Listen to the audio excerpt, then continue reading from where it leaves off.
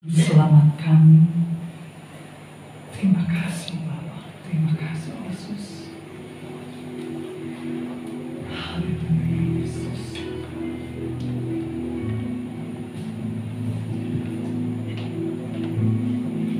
Haleluya. Haleluya Yesus.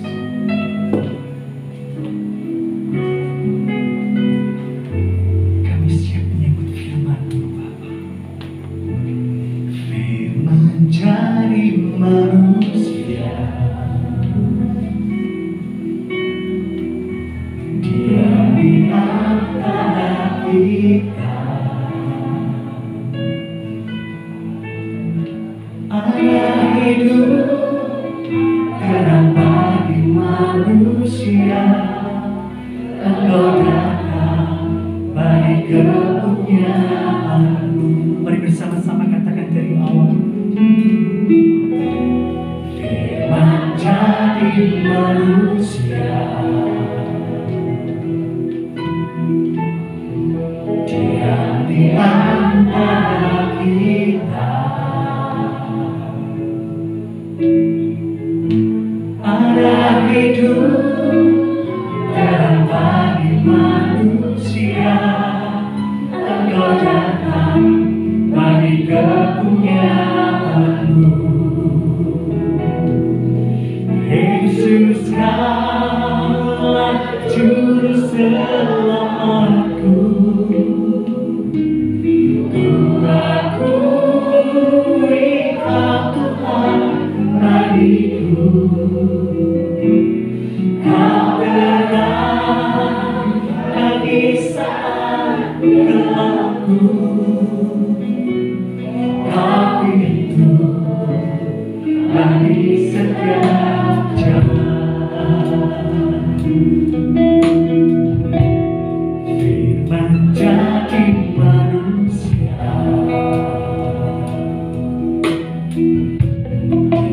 di antara kita.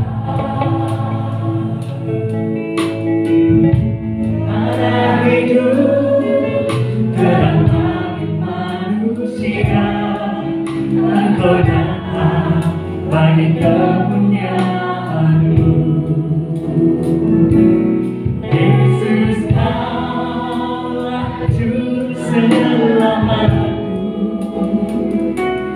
Ku akui Kau Tuhan bagiku. Kau terang bagi saat gelapku. Kau pintu bagi setiap jalan. Katakan kau lagi. Yesus, Kaulah Juru Selamatku. Ku akui Kau Tuhan bagiku. Kau terang bagi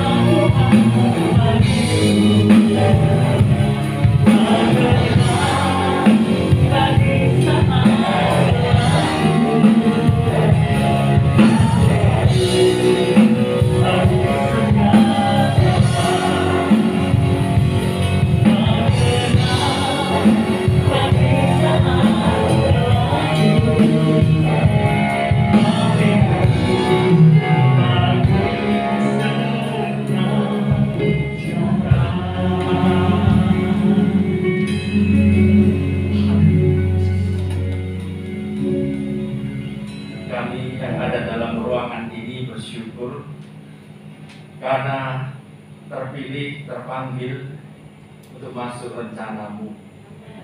20 menit ke depan hamba serahkan ke dalam kedaulatan Roh Kudus. Sampaikan sepenuhnya isi hati Bapa, sampaikan rencana Tuhan, dan biarlah Roh Kudus menyingkapkan segala kebenaran yang sukar disampaikan dengan keterbatasan bahasa manusia. Biarlah pikiran Tuhan bisa disingkapkan dalam roh setiap umat-Mu yang ada di tempat ini, dan firman yang berkuasa akan mengubah perjalanan hidup mereka mencapai rencana Tuhan yang kekal. Dalam nama Tuhan Yesus Kristus, amin. Shalom. Shalom. Selamat Natal. Dalam suasana Natal ini, mari kita belajar tentang tujuan kedua Yesus lahir ke dunia. Yesus lahir ke dunia ada dua tujuan. Yang pertama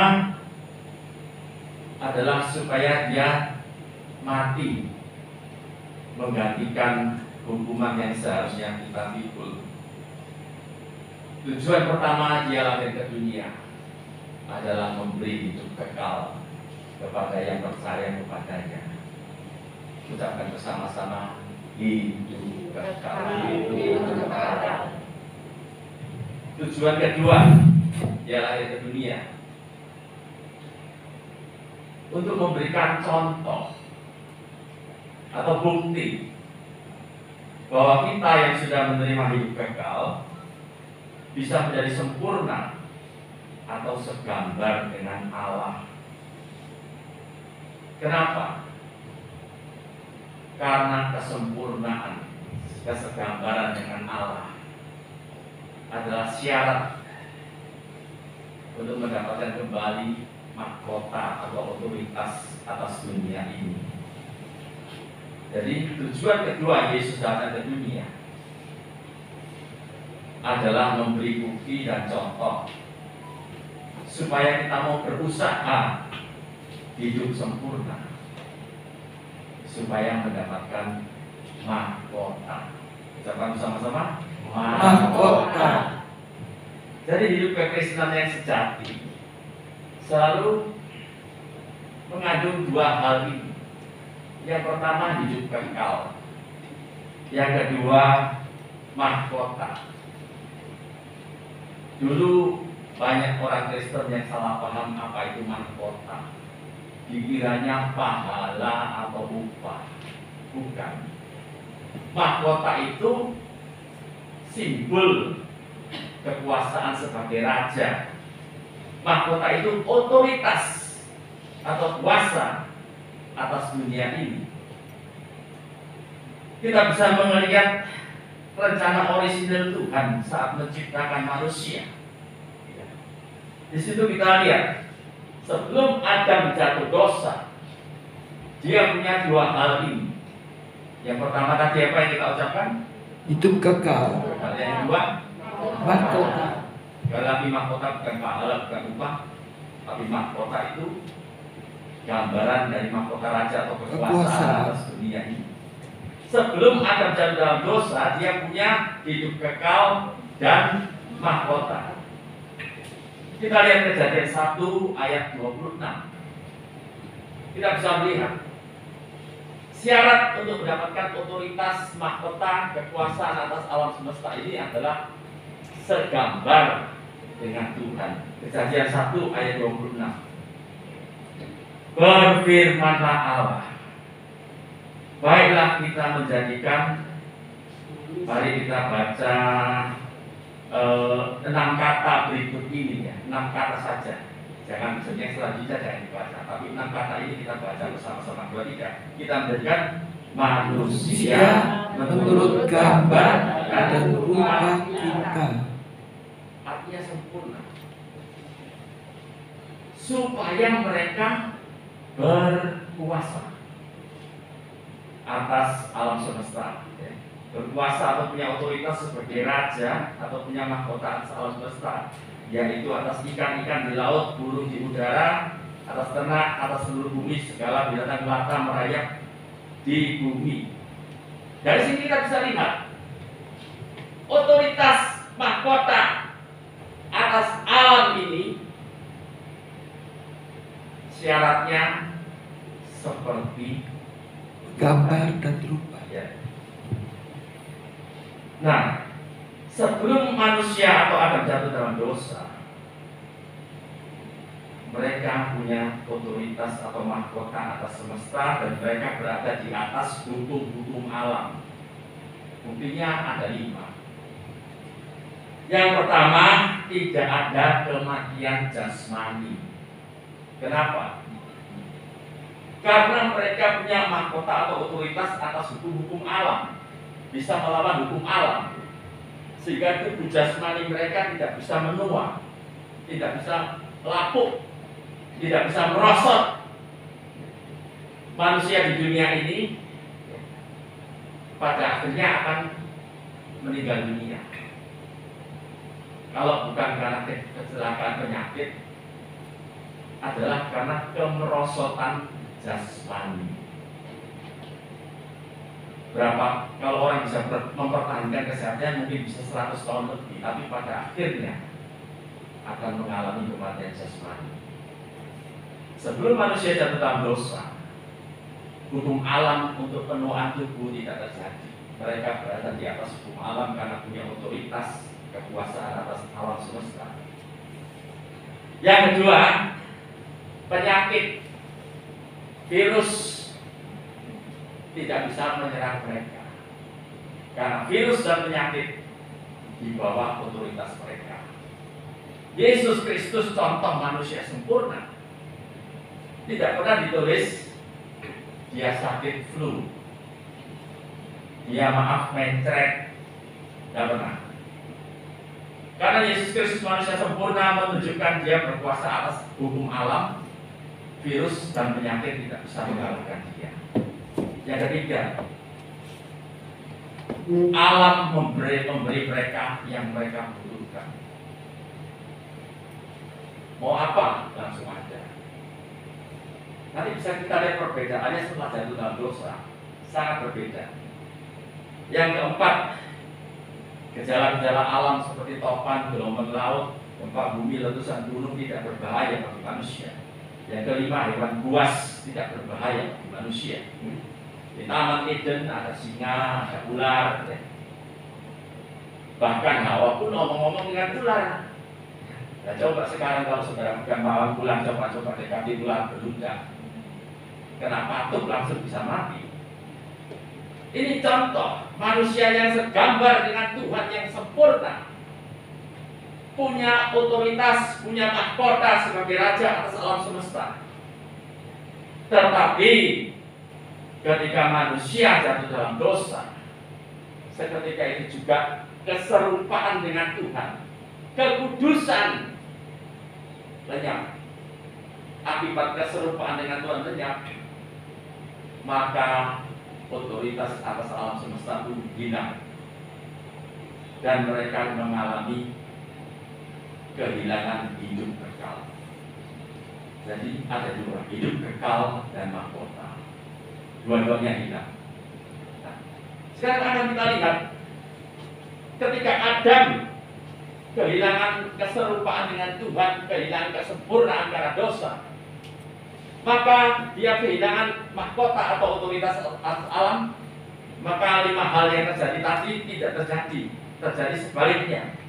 Yang pertama, mereka mengalami kematian jasmani karena tubuh jasmani mereka mengikuti hukum alam. Tambah lama seseorang setelah mencapai usia dewasa, ya, setelah itu merosot, tulang-tulangnya mulai lemah, sendi-sendinya mulai lemah. Ya. Kalau tidak bisa jaga kesehatan, umur 40 naik tangga saja sudah dengkulnya sakit sekali. Tulang punggungnya kayak ditusuk paku. Kalau tidak menjaga kesehatan, bahkan masih muda pun sudah darah tinggi dan diabetes. Akhirnya manusia mengalami kematian jasmani karena tubuhnya tunduk pada hukum alam. Lalu yang kedua, virus dan penyakit mengalahkan mereka. Karena mereka tidak ada di atas hukum alam, kehilangan otoritas atas alam. Dalam Kejadian ayat 16, Hawa atau perempuan diberitahu Tuhan, susah payahmu waktu mengandung akan sebuah sangat banyak, dengan kesakitan engkau akan melahirkan anakmu. Nah, ini sudah dibuktikan penyakit mengalahkan manusia. Lalu yang ketiga, alam semesta tidak lagi memberikan kemakmuran bagi mereka. Tuhan berkata kepada Adam, terkutuklah tanah karena engkau dengan susah payah engkau akan mencari rezekimu dari tanah seumur hidupmu.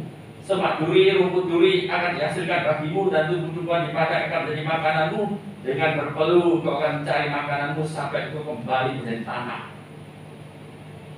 Kalau dahulu di Taman Eden ketika sempurna punya otoritas mahkota alam semesta, apa yang dibutuhkan langsung tersedia. Tapi setelah kehilangan otoritas, kehilangan mahkota atas alam semesta, manusia berdosa di dunia ini susah payah untuk mencari sesuatu rezeki demi bertahan hidup. Pak, bagaimana? Pekerjaannya sulit sekarang, banyak PHK. Kalau toh bekerja hasilnya nggak cukup. Saudara-saudara, bertumbuhlah menuju kesempurnaan. Sedikit demi sedikit kamu otoritas dirimu atas semesta akan terjadi. Engkau akan melihat, kamu tidak usah bersusah payah cari duit. Duit itu akan datang kepadamu kalau kamu mau bertumbuh pada kesempurnaan. Lalu yang keempat, gejala alam seperti topan, gelombang, banjir, gempa dan sebagainya berbahaya bagi manusia. Yang kelima, hewan buas berbahaya bagi manusia. Jadi ini bukti. Kita tidak sekedar bicara masuk surga dan neraka. Itu kekristenan yang terlalu dangkal. Tuhan Yesus datang ke dunia punya dua tujuan, memberi hidup kekal dan mahkota. Kalau memberi hidup kekal, percayalah, semua dosamu seumur hidup ditanggung Dia di atas salib. Tapi itu tidak cukup. Rencana Allah inginkan manusia kembali merebut otoritas mahkota yang pernah hilang dari Adam. Caranya, tirulah kesempurnaan Yesus. Ketika engkau mengalahkan diri sendiri, mengalahkan kejagingan egomu, dan hidup seperti Yesus, kamu akan melihat apa yang Yesus lakukan juga engkau bisa lakukan, yaitu selagi engkau hidup di atas dunia ini, engkau punya otoritas atas alam semesta. Meskipun tidak penuh, karena belum bertumbuh pada kesempurnaan penuh, tapi sudah bisa mencicipinya. Nah, mari kita lihat Yesus sebagai contoh manusia yang sempurna, punya mahkota atau otoritas atas alam semesta, dan hukum-hukum alam ada di bawahnya. Yang pertama, kematian tidak menguasai Dia. Jangan dikira Yesus itu di atas salib mati karena disalib, tidak. Karena Dia menyerahkan nyawanya. Ya Bapa, ke dalam tanganmu kuserahkan nyawaku. Kematian tidak menguasai Dia. Hanya Dia yang merelakan Dia mati. Dia membangkitkan Lazarus yang sudah 4 hari terbaring busuk di liang laga di kuburan, membangkitkan anak Yairus yang mati, anak janda di Nain. Karena Dia punya otoritas atas hukum alam, mengalahkan salah satu hukum alam, yaitu kematian. Yang kedua, virus dan penyakit tidak berkuasa atas Dia, malah orang sakit Dia sembuhkan. Yang ketiga, alam semesta memberikan apa yang Dia butuhkan. Dalam perjamuan pernikahan di Kana, Dia butuh anggur, maka air pun berubah jadi anggur. 5 roti, 2 ketul ikan, Dia bisa lipat gandakan memberi ribuan makan orang. Itu mengatasi hukum alam. Ketika harus membayar biaya masuk ke bait Allah, Dia perintahkan Petrus mencari ikan. Di dalam mulut ikan ada 2 koin untuk biaya masuk bait Allah. Ini adalah bukti yang ketiga tentang otoritas atau mahkota alam, karena serupa dengan Tuhan. Yang keempat, gejala alam seperti topan dan gelombang. Hukum-hukum alam itu ada di bawah kekuasaannya. Dia perintahkan topan dan badai, gelombang, tenanglah, seketika itu juga tenang. Nah, saudara-saudara, yang kelima, hewan buas tidak berbahaya bagi dia.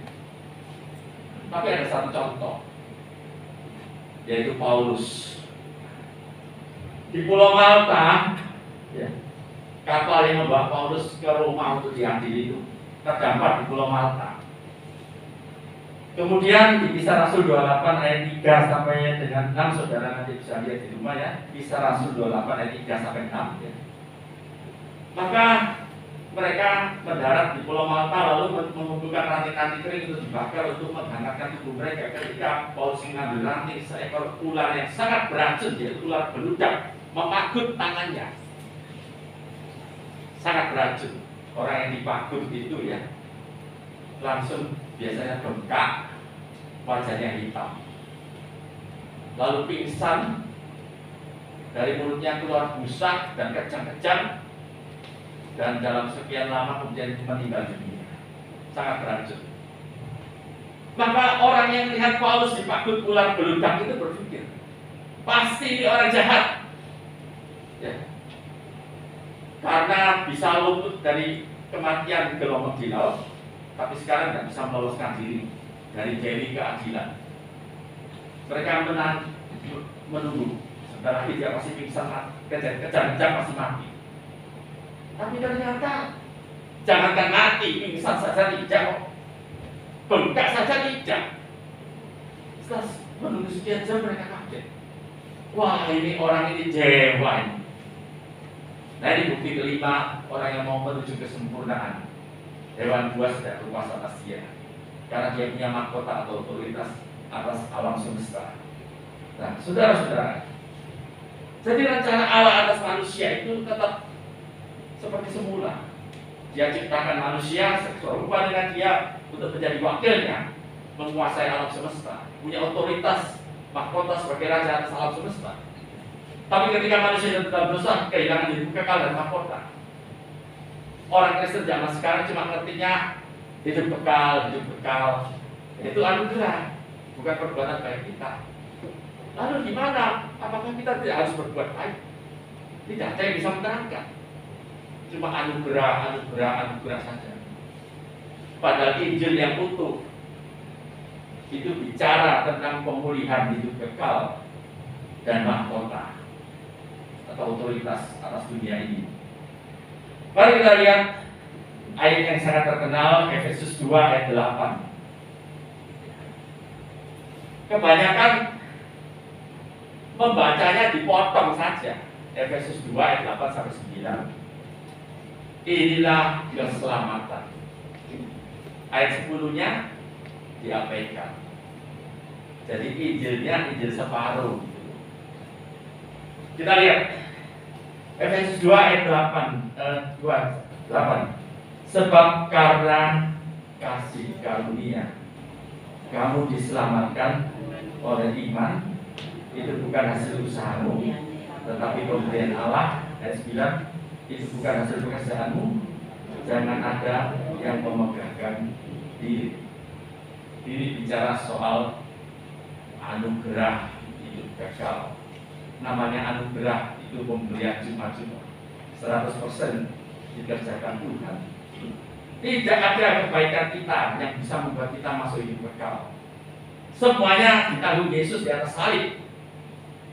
Ya, tapi nanti kalau ada tidak berbuat baik, tidak ke gereja, tidak berbuat amal, ya tidak mungkin hidup kekal. Tetapi ini kalau kita katakan demikian, maka terjadilah kebingungan. Ada aliran yang mementingkan anugerah hidup kekal. Ada aliran yang mementingkan perbuatan baik. Sebenarnya masalahnya bukan di sini. Masalahnya karena mereka tidak mengerti bahwa keselamatan atau pemulihan manusia itu terdiri dari dua hal. Pertama, pemulihan hidup kekal. Efesus 2 ayat 8 sampai 9. Itu anugerah. Tetapi pemulihan mahkota atau otoritas atas dunia ini bukan anugerah. Itu harus diusahakan. Kita lihat ayat 10. Karena kita ini buatan Allah, disita dalam Kristus Yesus untuk melakukan pekerjaan baik, dipersiapkan Allah sebelumnya. Ia mau supaya kita hidup di dalamnya. Ayat 10 ini bicara, kamu harus berbuat baik, harus melakukan amal saleh, tidak boleh dosa. Dengan kata lain, harus berusaha sempurna. Ya. Nah, usaha untuk menjadi sempurna ini melalui perbuatan baik adalah untuk menerima mahkota atau otoritas atas alam semesta yang dulu pernah dimiliki Adam. Kita akan lihat 2 ayat yang jarang disampaikan, ya. Yang jarang disampaikan karena sulit diterangkan, karena bertentangan dengan konsep anugerah. 1 Yohanes 2 ayat 6. Barang siapa mengatakan ada di dalam Yesus, dia wajib hidup seperti Yesus. Matius 5 ayat 48. Karena itu haruslah kamu sempurna seperti Bapamu yang di surga adalah sempurna. 2 ayat tadi bukan bicara soal hidup kekal, bukan bicara soal hidup kekal. Menuju sempurna adalah bicara soal mahkota. Nah, karena kurang mengerti, lalu ada aliran yang mengatakan gini loh, buktinya 2 ayat, kalau kamu tidak bisa seperti Yesus, tidak bisa sempurna seperti Bapa, kamu masuk neraka. Loh, katanya hidup kekal anugerah. Maka bingung. Saya bisa katakan dengan jelas, kamu yang sudah punya hidup kekal, kamu tetap hidup kekal, tapi belum tentu dapat otoritas atas dunia ini. Ya, saudara-saudara, 1 Korintus 9 ayat 27 ditulis Paulus, tetapi aku melatih tubuhku dan menguasai seluruhnya, supaya sesudah memberitakan hidup kepada orang lain, jangan aku sendiri ditolak. Nah, ini buktinya, kalau tidak bisa sempurna nanti masuk neraka. Kalau gitu, hidup kekal harus usaha, ya. Nah, ini kacau.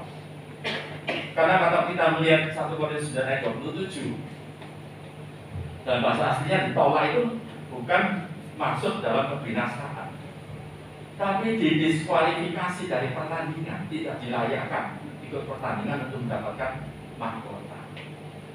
Nah, dengan demikian saya akhiri sampai di sini. Tapi pahami, Kristen yang hanya mengerti hidup kekal saja tanpa tahu rencana Allah memberikan mahkota, mereka tidak tahu di dunia ini seperti apa. Yesus datang ke dunia, tujuan keduanya adalah memberikan contoh seorang manusia bisa sempurna seperti Dia.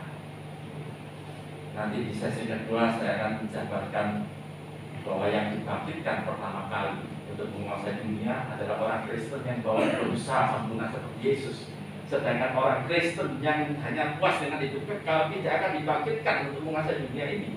Mereka akan dibangkitkan ketika di akhir dunia, ketika di alam semesta ini akan dimusnahkan. Mereka hidup kekal tapi tidak dapat mahkota. Mari kita berdoa.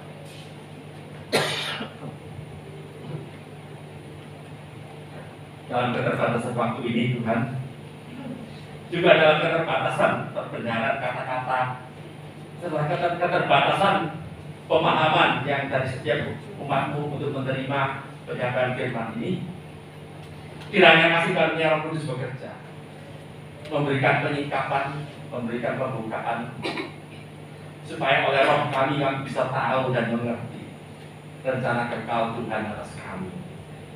Bukan saja mendapatkan hidup kekal, tapi juga mendapatkan otoritas atau mahkota atas dunia ini, sehingga kami selama di dunia ini bisa melihat kami menguasai diri kami sendiri, sehingga bisa menguasai segala gejala alam. Sakit penyakit tidak bisa mengalahkan kami, kemiskinan tidak bisa mengalahkan kami, tidak ada malapetaka yang bisa mengalahkan kami. Dan apabila kami sungguh-sungguh berusaha keras seperti Paulus Kami akan melihat kedatangan yang kedua kali dan mengalami kebangkitan pertama, memberita bersama-sama dengan Engkau sebagai Raja di atas dunia selama 1000 tahun. Terima kasih. Kami akan memberikan persembahan kami, kiranya dengan iman dan sukacita setiap kami melakukannya. Dalam nama Tuhan Yesus Kristus, amin. Amin. Haleluya. Terima kasih untuk firman-Mu ya Tuhan. Berkatilah hamba-Mu yang sudah Kau pakai, Bapak Pendeta Michael Yunus. Kami mau belajar dan terus belajar tentang firman-Mu yang begitu menguatkan dan meneguhkan kami. Ya Tuhan, kami mau berdoa bagi saudara-saudara kami yang hadir saat ini, yang sedang sakit dan pergumulan, masalah dan ekonomi. Kiranya Kau jamah dan sembuhkan mereka semua. Berkati ekonomi mereka, serta Kau berikan jalan keluar bagi setiap pergumulan, masalah yang mereka hadapi. Bapak dan Ibu yang dikasihi oleh Tuhan, pulanglah, terimalah berkat di dalam nama Bapa, Putra, dan Roh Kudus, dalam nama Tuhan Yesus Kristus, dari sekarang sampai Maranatha, Tuhan Yesus datang untuk 2 kalinya. Yang percaya, sama-sama katakan amin. Selamat Natal, selamat hari Minggu, sampai ketemu lagi di minggu depan yang akan datang. Doa Zoom, siapa di sini yang ikut doa Zoom? Angkat tangan, yang tinggi-tinggi, Nggak semuanya ya. Yang lain kok nggak ikut, kenapa? Belajar ikut Zoom hari Jumat, doa malam, Jumat jam 7 sampai jam 7.50. Kita ketemu minggu depan, jam yang sama, sesi pertama dan sesi yang kedua. Tuhan Yesus memberkati.